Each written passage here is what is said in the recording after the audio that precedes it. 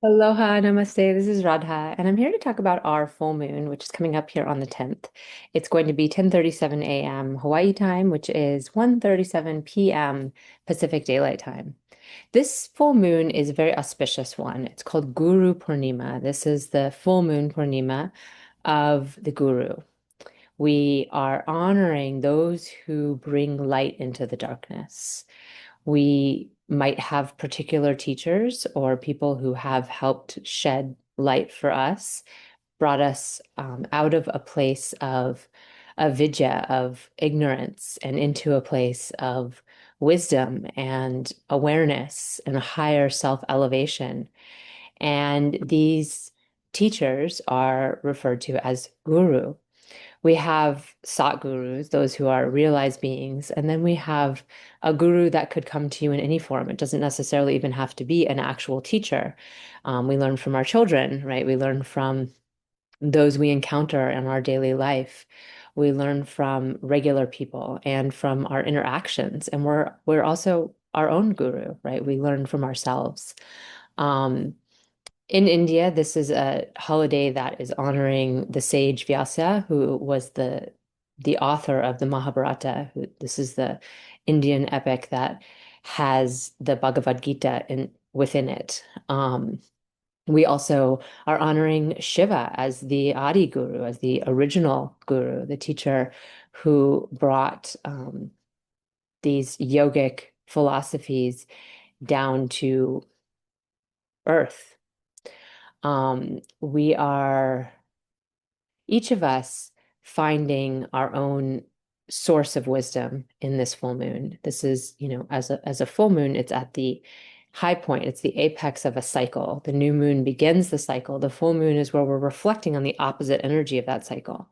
So this cycle began with the moon and sun together in Gemini with Guru, Jupiter, the planet Jupiter is referred to as Guru, and he's now giving his drishti, his cross drishti with the moon in his own sign of Sagittarius.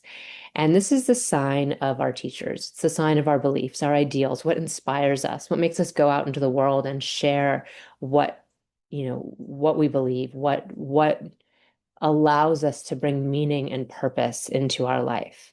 So this can be a really powerful time to tune in with your beliefs, to tune in with what really is the source of all the choices that you make. They're premised on your beliefs. And this particular nakshatra that this moon is in is called Purva Ashada. This is the second of the nakshatras within Sagittarius, and it's the one that's fully contained in Sagittarius. It's well, there's two that are fully contained in Sagittarius. The first is Mula, which is the root where we have kind of an intense struggle where we have to uproot our beliefs. And Purvashada is where we are able to use our discernment. It's depicted with a winnowing basket where we're able to sift through what is the gold, what is the kernel of wisdom, and what is the husk, what is just the extra layers. So often we'll see people who are attached to the dogma within teachings. They can only understand the structure around what it is they believe, and they don't really understand the heart of it. And you can see this in every tradition. There's really not any spiritual practice, religion, or even atheism or, looser belief systems that don't have some people that are just very dogmatic about it. They really only understand what makes it up, the different structures that make up an ideology. And then there are those that can see the heart in all. And those people usually have a lot more grace for any spiritual practice or religion or belief system because they recognize that if you can see the God in one thing, you can see the God in everything. And so this is a time to really discern what you believe that is hearted in truth and isn't just the external makings or man-made rituals and practices and dogma that make up a spiritual practice or religion. This is a time to really dive deep into your own discernment and capacity for truth and really understand why you believe what you believe, because all of us have our beliefs premised on early childhood, on the lineage from which we come, on the society in which we grew up in, all the things we saw again and again and again, the examples of those beliefs being true. That's how we developed our sense of self and our sense of what is right in this world, what is true. If we were to be transported to a totally different place and a totally different world of, family and society, we might see things very differently. We might have a completely different understanding of the world. And most people don't really understand that. Most people don't understand that they're sitting from their perspective. They kind of believe their perspective is the truth. And it's very difficult to step outside of that. They don't understand that certain information has led to their truth, or that certain, like I said, upbringing and family values and societal realities have brought them to believe what they believe is true. That's all they've seen. Their lived experience has led them to this belief. And this particular full moon, and I'm going to share my screen so we can see Jupiter's presence here, as I said, has Jupiter across the way in the sign of Gemini. And the fact that Jupiter's in Gemini really shows how much our beliefs are founded in information right now. What details, what facts, what figures, what information do we have that is coagulating to form some form of truth? The sun's presence here again means the new moon cycle started here, and this is where we are receiving our higher connection to source right now in this very intellectual field. This is the field of ideas. This is the field of the ego. The natural third house is Gemini, where we step into the I. I am here.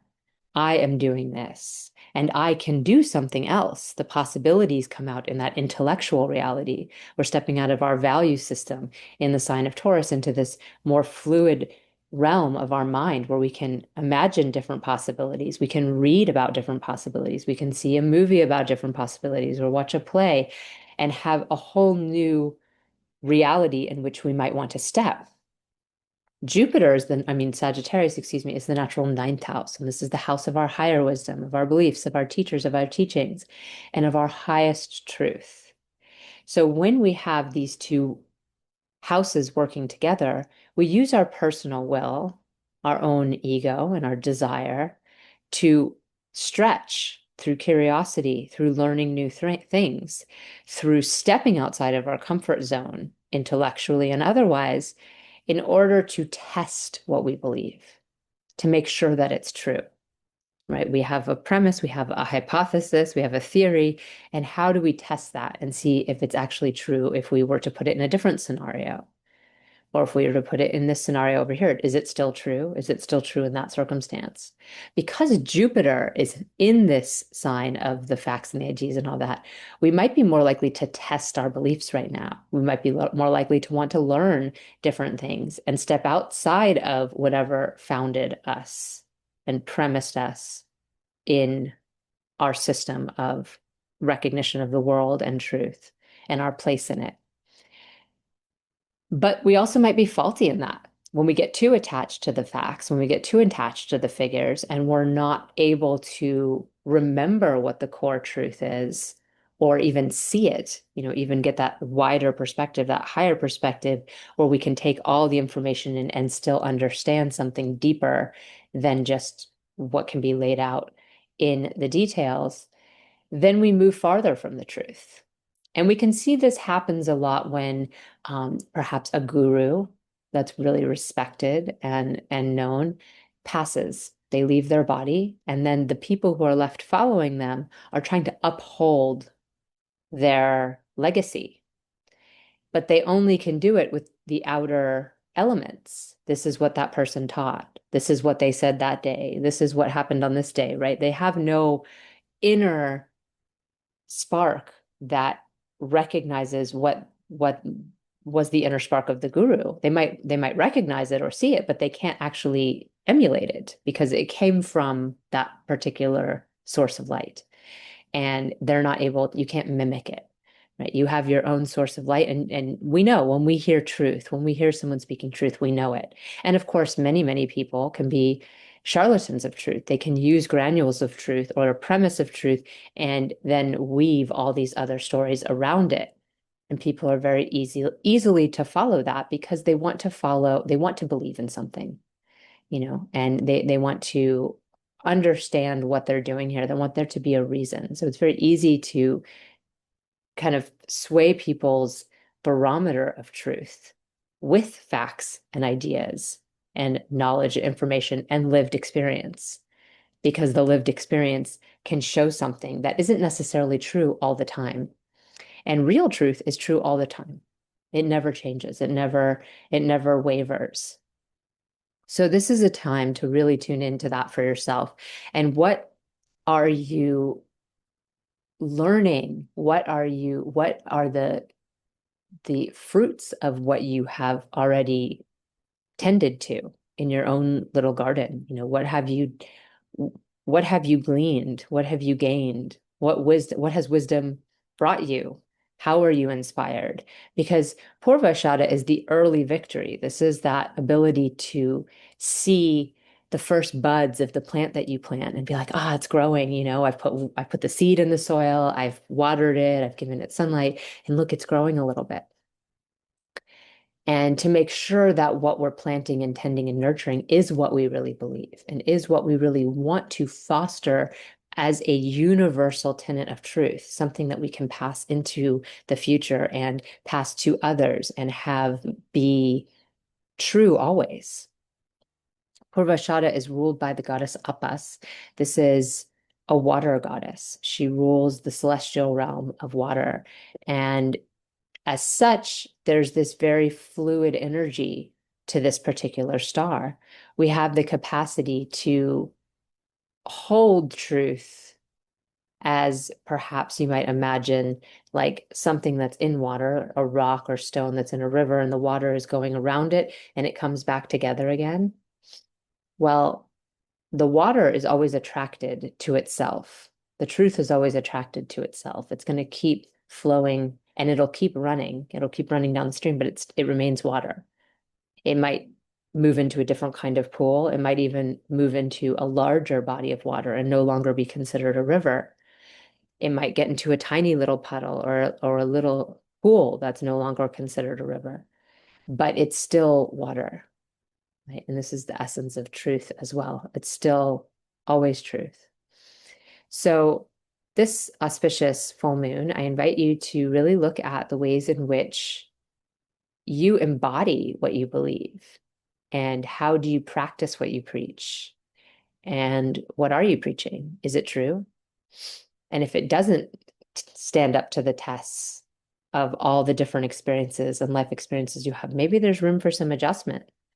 Maybe some new truth can come in. Maybe you can be open and expansive to other understandings, recognizing that those kind of things that are true in a certain time and place might not be true in another time and place can help us see where we're faulty in our core beliefs. And so this is a really important thing to recognize in this time too. Another thing I wanted to mention here, we're obviously this is that high point in this new moon cycle, and we're moving into our Mars K2 conjunction getting closer, right? They're going to be exact on the 20th. So the next 2 weeks as we move to the new moon is this very fiery time. This waning cycle is also heating up for us. So those things that and the cycle began with a very combust Jupiter, right? Jupiter was super combust in that new moon. So we were frustrated about our beliefs and we were feeling angry about it. And like something was holding us down, perhaps the government or perhaps our boss or somebody that we sensed was in charge, because the sun represents that authority, that government, that king. And so here we are stretching ourselves across the way or reflecting from across the way. And yet at the same time, the moon is going to begin her waning cycle and move down, and we're going to have her conjunct to Rahu. We're going to have her conjunct to Saturn. And Saturn is going retrograde in just a couple days after this new moon. And so she'll be experiencing some anxiousness, some reflection or reconsideration of things that we've committed to. In this moment, while I'm making this video, the moon has just moved into Sagittarius, and I can flip back to that just to show. I'm making this video here on the, I'm actually making it on the 8th, but um, a little bit later in the day, but let's just flip it to the 9th, which is tomorrow morning. We can see Saturn is giving a 10th house drishti to this moon as he's stationing, as he's becoming stuck in the sky and saying, I'm going to hold here, and then I'm going to move backwards. And Saturn's in this water sign of Pisces. So we're reflecting upon the things in which we have committed to, particularly our responsibilities and how they pertain to what we really believe. You know, if what we're doing in the world and what our actions are in the outer world don't really resonate with our core beliefs, then we're going to feel out of sync. If we've made choices in our life and we've signed up for things that are out of alignment with what we believe to be righteous and right, you know, the right action, right way to be, we're going to feel that and it's going to be challenging for us. So, of course, as this drishti is happening, the moon is in Mula and that star I was talking about, and there's that uprooting power where we can say, oh, you know, I'm not sure about that. I need to look a little bit deeper about what those beliefs are I have. But then as we move into the full moon, the Saturn drishti is going to be not as present because Saturn's in these lower degrees and the moon is going to be in these higher degrees in 2437. And of course, then she's going to move through Capricorn and, like I said, Aquarius and join Saturn retrograde in Pisces, just as Mars and Ketu are getting very, very close in the sky. So now we see they're here at 21 and 25 degrees. And here we have the moon first into Pisces, and they are only a few degrees apart. And of course, the day before this happens, I've already spoken about this in another video on Mars and K2, we have Mercury retrograde as well. So we have both of these two planets retrograde, which is really going to play into the rest of this cycle. So we have, it's like a high point right now. You know, this is a time to really feel what inspires you and write it down, you know, because it might be hard when you're flailing about in Rahu's airy wind or drowning a little bit with Saturn stationed in the middle of the Sea of Pisces, and your communication starts to take a dive backwards, and Mars and K2 are getting hotter and hotter. It might be hard to remember what the light was for you. So this is a really powerful, particularly this Guru Purnima is a really powerful time to tune into what does inspire you and why.